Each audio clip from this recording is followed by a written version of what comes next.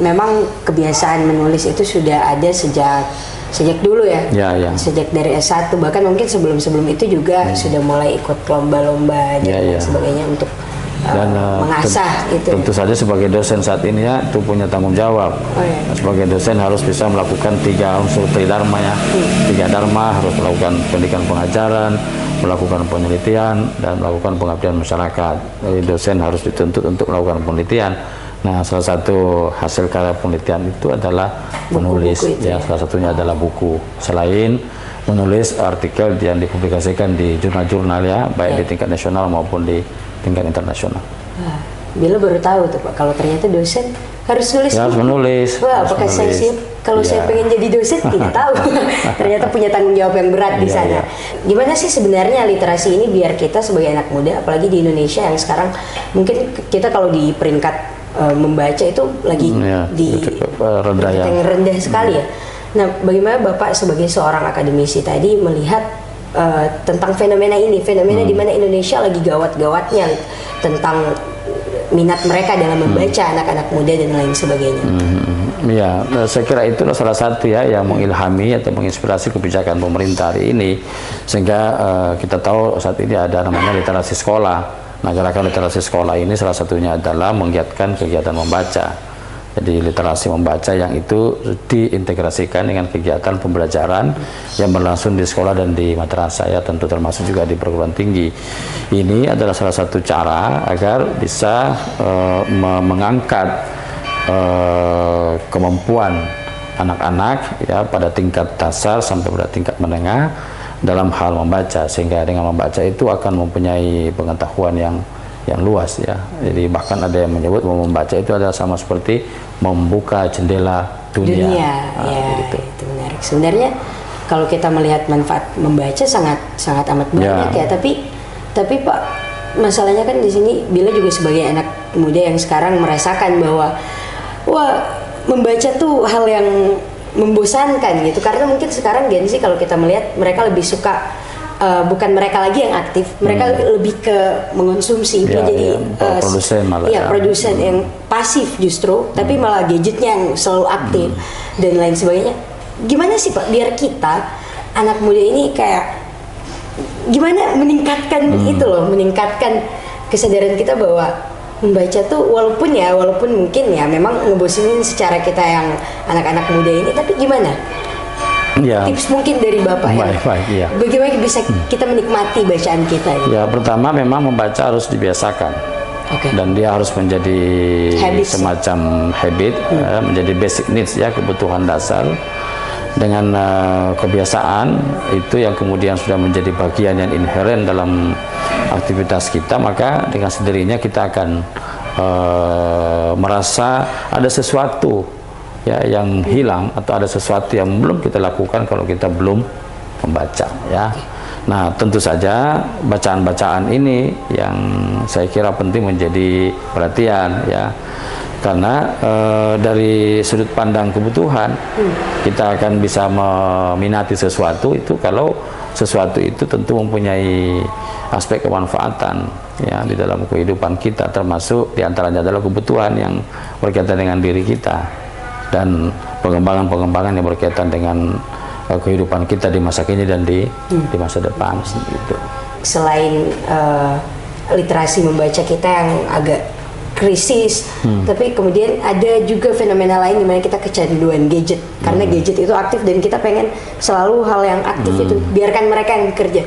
Nah, kalau Bapak melihat mungkin dari mahasiswa Bapak melihat fenomena itu secara langsung atau bahkan bukan dari situ juga bisa dilihat ya Pak, secara luas, itu gimana Pak pandangan Bapak?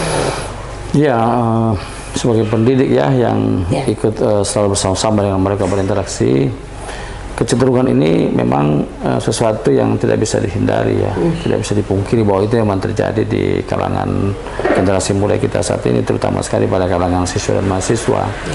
Nah, ini terjadi bisa juga oleh karena adanya sistem pembelajaran baik daripada tingkat makro kebijakan pendidikan maupun pada tingkat mikro ya.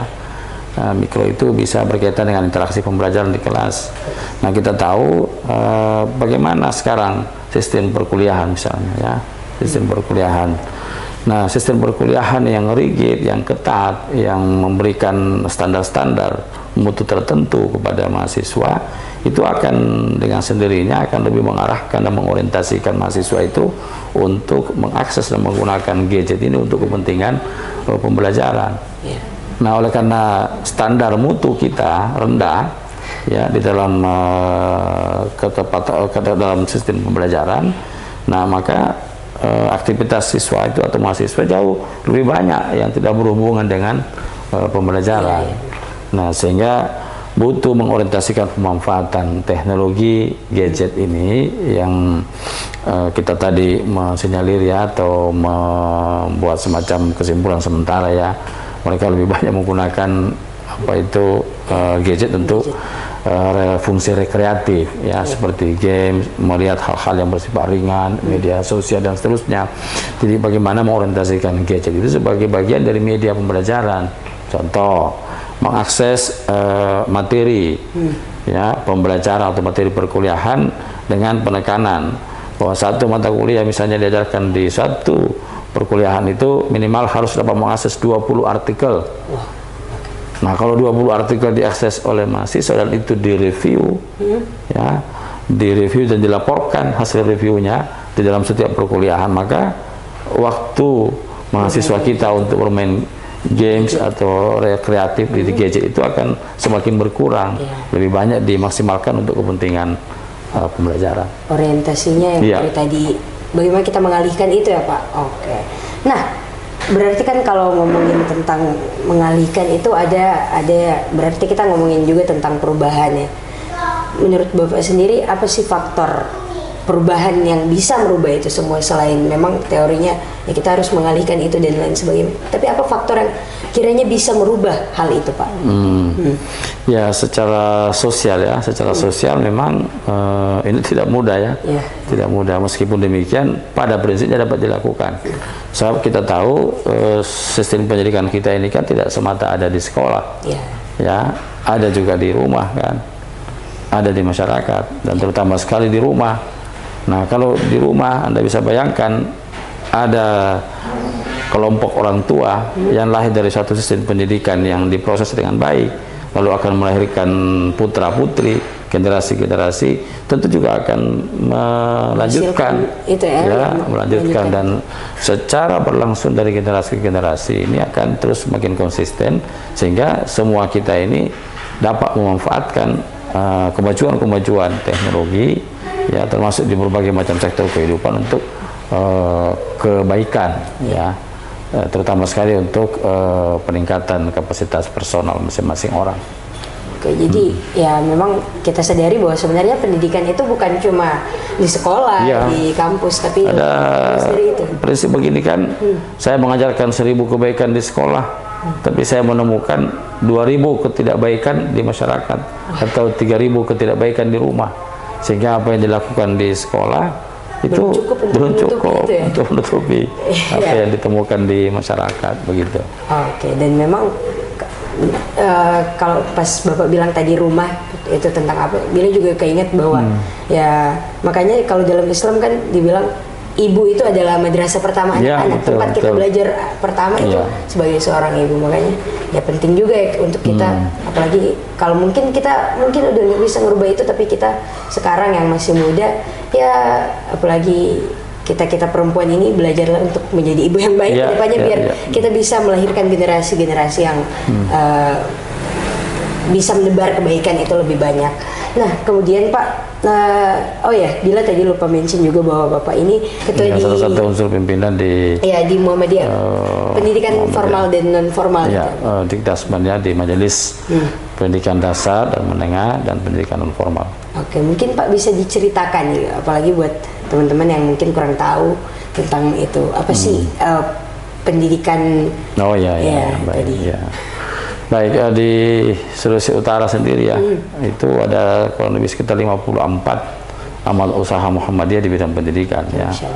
Dan itu tentu menjadi bagian dari concern majelis ini ya, untuk terus-menerus bisa melakukan peningkatan mutu dan tata kelola pendidikan ya. baik di level tingkat bawah, mulai dari TK, PAUD sampai pada tingkat SMA ya, atau madrasah aliyah. Dan tidak hanya di situ, majelis ini juga akan mempunyai tanggung jawab moral ya terhadap upaya-upaya untuk terus-menerus memastikan kualitas sumber daya manusia, baik di lingkup kecil, di lingkup organisasi, maupun tentu di lingkup yang besar di masyarakat. Dan hal ini kan sudah dilakukan untuk semua orang berkiprah di semua unsur. Ada yang bekerja di bidang kesehatan, ya kan, ada yang di bidang pendidikan, mungkin juga ada di wira swasta ya, di sektor entrepreneur, di bisnis ya, dengan berbagai macam sektor usaha ya dan profesi. Itu tentu menjadi concern ya, dan ini terorientasi semuanya untuk kemakmuran ya, baik di tingkat perserikatan Muhammadiyah dan tentu juga pada masyarakat secara luas. Nah kan kalau kata Bapak tadi ada tanggung jawab juga moral di sana. Nah kalau dari Muhammadiyah sendiri bagaimana sih membangun sistem pendidikan itu biar ini berada pada jalan yang terus bisa bisa dikendalikan dan itu memang membuat perubahan yang baik untuk anak-anak itu?